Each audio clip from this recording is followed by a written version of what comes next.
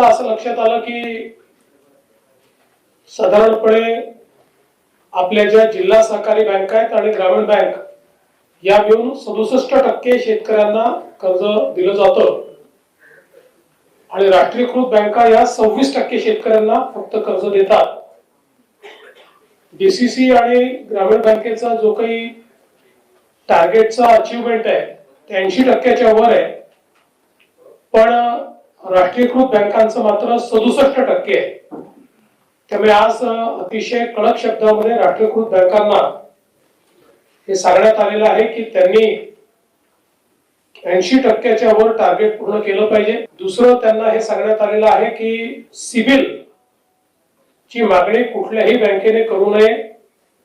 या संदर्भात मी सगळ्या बँकांना सांगितलं की हेडक्वार्टर मधून प्रत्येक ब्रँचला त्यांनी पत्र पाठवणे सांगितलं पाहिजे की क्रॉप लोन करता सिबिलची अट नाही.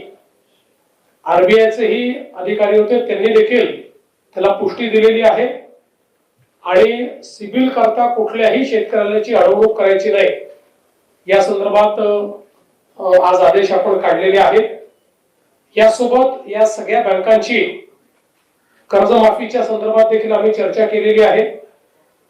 जी काही आपल्याला कर्जमाफी करायची आहे त्या संदर्भात जुन्या अकाउंट्सवर जो काही त्यांनी हेअरकट घ्यायचा असतो त्या संदर्भात आणि एकूण त्याचं कर्जमाफीची माहिती ही कुठल्या फॉर्मॅटमध्ये त्यांनी द्यायची, कुठल्या फॉर्मॅटमध्ये आम्ही ती करायची या संदर्भातले एक डिस्कशन आज झालेलं आहे.